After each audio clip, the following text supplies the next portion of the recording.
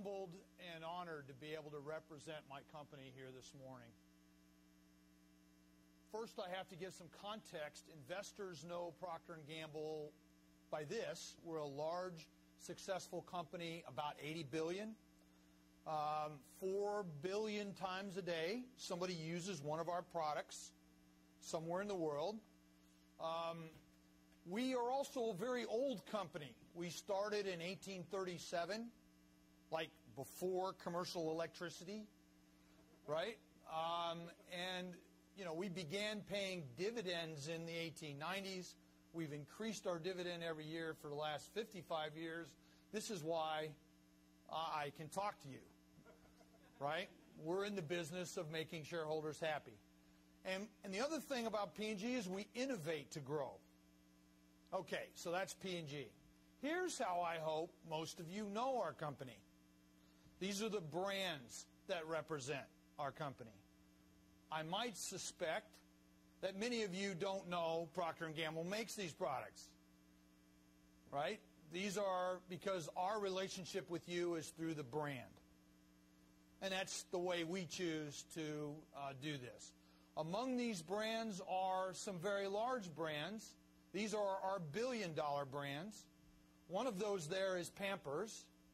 It's an $8 billion brand. One brand, $8 billion.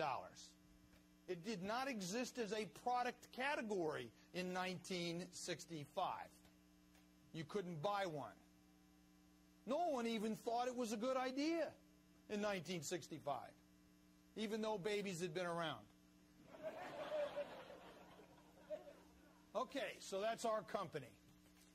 Now, why am I talking to you all, right? Pretty boring stuff, right? Let's put it this way. In all the speakers before right now, none of you highlighted a disposable diaper as one of those game-changing technical products, right? Managing body fluids of young children. And that doesn't even talk about Charmin and a few others up there. So why the rocket science? Well, it turns out these everyday products have a lot more behind them than you know. And in our advertising on television, we don't get the guy with the white coat going, "We've computer analyzed your toilet paper for you." Right? That might scare people. That is not the way we do it. So what do? We have a cartoon bear. Those of us in the product technology business hate our advertising, and our advertisers are very happy that that's true because we're not the demographic. So, but what I am to tell you about is the rocket science for these everyday products. And it's about managing contradictions, right? So one of those contradictions is about materials. We want things to be strong, but they have to be soft. Stretch but not break. Breathe but contain. Break but not tear. The difference between a Bounty towel and a cheap paper towel is how it tears off the roll. Now, that doesn't sound like and that it's absorbent. But the first one, that doesn't sound like a particularly difficult thing to do, right? Until you realize you make them at 200 inches wide and 40 miles an hour. And put a perf exactly accurately at that speed, right? That's very difficult to do. Packages, creative design, right, drives sales. If I showed you, which we don't make, but if I showed you a bottle of A1 steak sauce without the label on it, you would immediately know what it was, because that shape defines that product. And people hate to shop for groceries, right? A car, maybe, but our stuff, right? Oh, great, let's go to the grocery store. I love to walk up and down the aisles and look for stuff. This is not what people like. They want to go, where's the orange thing? Where's that funky shape? You know, they make that decision in seconds. Also, here's one. Never leak, but open easily. Yeah, we're not doing the open easily very good. Yeah. But that's hard to do. There's a lot of engineering about never leak and open easily. Here's one. Formulations. Protect your fabric, but remove stains. You know, we complain when we get ink in our shirt and we have to throw the shirt away. Remember, what is ink for? Right? It's supposed to record something that doesn't go away. So it's pretty hard. I can make the ink go away. You just won't want the shirt. But here's one we said this morning, just to bring it up, and Dr. Patel brought it up, so I'm going to bring it up. How much, do you know what the percentage of energy that the households use to heat water to wash clothes? That number is over 3%. Here's a clue. Go home, do the most important energy thing you can do right now. Go home and use cold water Tide. Wash your clothes in cold water. You know, the guys are going, I don't know, washing my clothes. All the women are going, oh, I don't know, I'm not washing underwear in cold water. So here's what I'm telling you. Cold water Tide works. But it's formulated to work in cold water. Also, we want liquids that are mixtures. We don't make Newtonian fluids. We don't make things that are solutions. We make mixtures. Have them not separate, not trivial. All right, so that's one problem that we deal with is performance. The other one is scale. How to sell $1 billion. Right? We sell 80 billion, so how do you make $1 billion? One way, which is the high-tech way, right? Make one submarine or two or a half and sell it to the U.S. government. We're not in the submarine business. We're at the other end. We make 2 billion disposable diapers. Right? So that's, now, it turns out the machine that makes those disposable diapers actually is one of the most complex machines known to mankind and is more secretly guarded, I think, than Los Alamos, and I've been to Los Alamos. Right? Meaning none of you likely will have ever seen or will ever see a machine that makes a disposable diaper. Because it contains 50 years of trade secrets. Right? So, and it's very sophisticated. Why? Because we have, think how much labor can be in a thing that costs a quarter. Right? Like Larry never touches it. Let's put it that way. It's like that product, the raw materials are hung and it shows up in a truck with totally automated. And if it isn't that, you can't make it for a quarter or 50 cents. It's about that simple. And then it's $1 and $2 and then people don't use it. So it's about, that's the world of scale. So in fact, to that point, I can show you this because it's very old. Right? This is every flicker is a diaper, and I can show you this because those were defects. This is a defect tape. And that machine in the lower left corner that's making the noise is 15 years old. Today, it doesn't make that much noise. And it's much faster. But that's what that world looks like. Now, I'm in the modeling and simulation business, and we model things in this world from the atoms to the enterprise. I worry about the computational chemistry of mixtures. I worry about the biomechanics of how a diaper fits on a baby. I worry about a bronze shaver and when it drops on the floor. I worry about how we mix toothpaste. I worry about how bottles fall over on a conveying line, machines that make disposable diapers, the supply chain throughput, and scheduling problems associated with this. These are all the computational environments of our world. We have multiple hundreds of people who make their full-time living doing nothing but doing modeling and simulation of these products and their production systems. So our technical challenges, it turns out, have led, why I'm here today, I think, to a long-standing collaboration with the world's best scientists. We have collaborated with Los Alamos since 1993. Well over a dozen CRADAs, $20 million of in-kind from us, and $20 million cash from us, funds in, working with Los Alamos scientists on multiple technologies from reliability to multi-phase turbulent flow. We've worked with Sandia National Labs since '99. Multiple CRADAs. I actually sit on an Engineering Sciences Research Foundation advisory since the middle of the last decade. We've worked with Oak Ridge and are currently doing so on soft materials and molecular mechanics of those, dynamics. We've worked on argon from everything from, if you will, agent-based models to, we've had an Insight Award on ComChem there, PNNL on materials renewable. We also work with NSF and NCSA. We've sponsored multiple and are participating in NSF ERCs. So we are in the high-tech business. We don't talk about it very much, but I wanted to at least have you know that this is the engagement. We see that we walk on the, if you will, on the shoulders of giants with this. And it has made a difference in everyday life. I can tell you the disposable diapers are better today. They're cheaper today because of our engagement with the nuclear weapon scientists. So this is an example of our latest InSight activity doing Michael Klein out of Temple, who's worried about cells. It turns out there's something called a vesicle that keeps products from separating. And so we do coarse-grained molecular dynamics studies of vesicle formation, right? So this is actually something that's happening in our product. So you would know this as something like a Gillette body wash. What its rheology is driven by behavior at the molecular scale. We do a lot of solid mechanics work. I'm not going to go through this for anybody that wants to read heavily into implicit and explicit finite element. But this is the problem, that you don't want this to happen when you drop your Braun shaver on the floor. Fortunately, I can show you the detail of this because this design never got made. Every one of those little parts in there have its own mold, and every mold costs $50,000 and 8 weeks to make.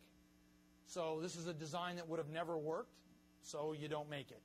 You design it like it's just no different than auto crash, right? We just don't want to make this design because that part will fail. So we also do a lot of computational fluid dynamics work, everything from free surface flow. Here's my favorite. Free surface flow of non-Newtonian fluids on and through a compressible porous media with absorption and reactivity.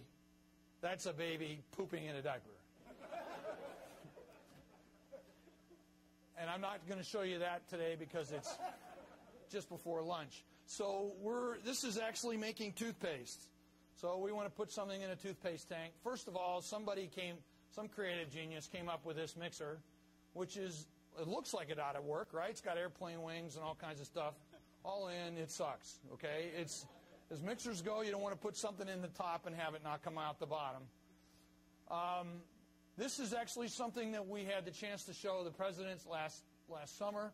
This is actually the Los Alamos simulations that we use for making disposable diapers, with the CFD Live with flip markers. This is a multi-phase turbulent flow with material accumulating at a rotating boundary. It's actually a much harder problem than one might guess, and we actually solved it well over almost a decade ago and have continued to improve it since. Here's what you don't want to have happen to a bottle of Tide in Walmart. And I'll tell you, Walmart doesn't want this to happen, right? Because now, here's an interesting contradiction. We don't want a lot of material in our landfill, right? But we have to have a package that doesn't break when it drops. Turns out, very hard problem. This is multi-phase, multi-physics, complex geometries, and is a current problem that we're working on. So, looking ahead, we have to, in our world, I have to tackle ever more bigger, complex problems, right? Just like the auto industry needs to stop, doing simulations on crash dummies and start predicting hematoma, right? Which is a complex physics and biological problem. I've got to improve red marking on diapers. I've got to improve rash and other performance issues, right, which are biomechanical in nature. We have to solve the larger equation sets. To do molecular dynamics and predict stability of materials, I'm talking about billions of atoms, right? And I need to do parametric studies, right? Stop giving me single estimates. I've got to predict things on the full range of statistical reality. And the other thing that we haven't talked about today but is related to the productivity, we have to democratize analysis to non-analysts. If TurboTax can do it, right, for home use, I need to be doing that with finite element, computational fluid dynamics, molecular dynamics. Now, it turns out every scientist will go, oh my God, we're going to give a very complex thing and they'll ruin the field. Well, then we need to write the software that prevents them from doing that. Put in the things that say, if the Reynolds number's here, then go from there. So with that, I'm going to close my remarks and say thank you very much.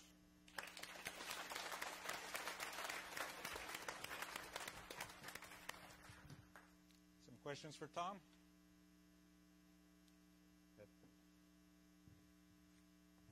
I actually was hoping to hear about potato chips, which is talking about on your webpage, and there must be enormous improvements in speed performance due to aerodynamic analysis. Can you talk a bit about that? Well, so to make it a short, we are the maker of Pringles, but that brand was actually in the process of being sold to a company that is now not able to buy it anymore.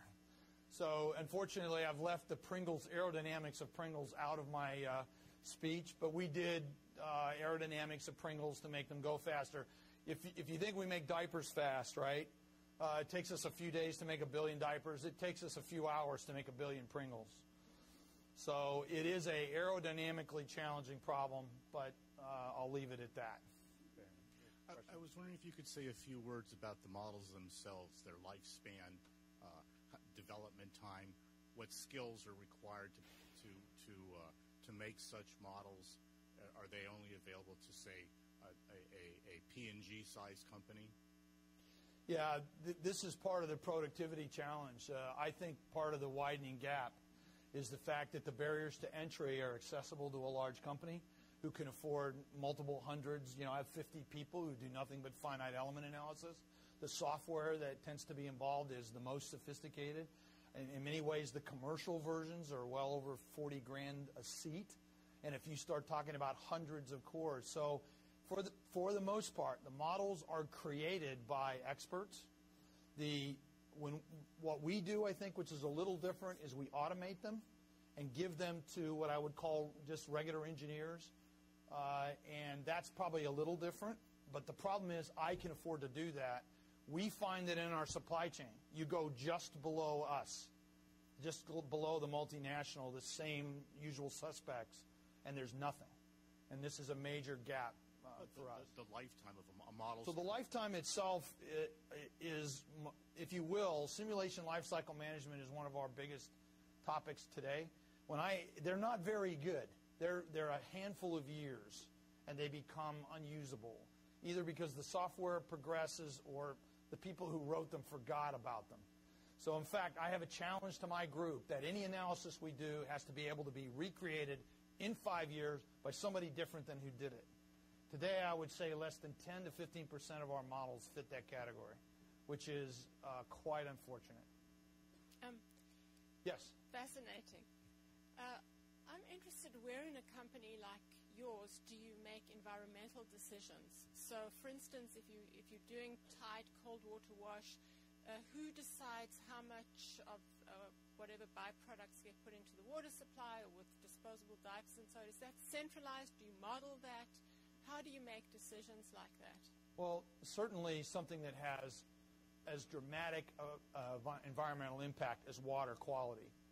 It is something that permeates from the technical community to our most our senior executives. We currently do not have phosphates in our detergents, and that was and your clothes will struggle being as clean because of that. So that is a decision that we took. Tide cold water, a decision that what our senior management says is, look, most people don't want to compromise. They want quality. They want clean clothes. Give them clean clothes and clean water. And that's the challenge to us. And when the trade-off has to get made, that decision has to get made at the highest level. And our job as scientists and engineers is to not have them make that decision. Right? We want clean water and clean clothes. Last question. Tom, great talk. I want to connect your talk to Eric's. Given the productivity gains that you've seen in your industry, how has it impacted workforce? How has it impacted recruiting and talent? Well, first thing I'm going to say I don't think it's affected our industry. It's affected us and a few companies who have chosen to invest in it. But I think the consumer goods business in general is not one of those industries that you talk about in the same high-tech breath. And I don't mean to make that as an arrogant statement. I'm just saying it is only a few of the top companies that are the competitors, the Kimberly-Clarks, the L'Oreals, the Unilevers. It's not the all other brands on the shelf that are doing that. But how does it affect workforce? We hire the best people, and we compete. When I show up at the university and I'm going, hey, come work on toilet paper, I'm telling you it's cool, and they go, geez, I got this offer from Los Alamos, so I think I want to go do that, right? So at some level, I'm competing for the same scientists and engineers that all of our scientists are. And now, the one thing that I can say is that we try to get people excited about the problem, not the fact they're making toilet paper. Because, when it's a multi-phase turbulent flow problem, when it's a free surface flow on and through, compressible porous media, it looks the same as fracking and groundwater. It also looks the same as, it's the same science. So our workforce development, we have, I have a growing cadre of people who make this their living. And it's a good gig. I like it. Best job in the world. Thank you very much. Thanks, Eric and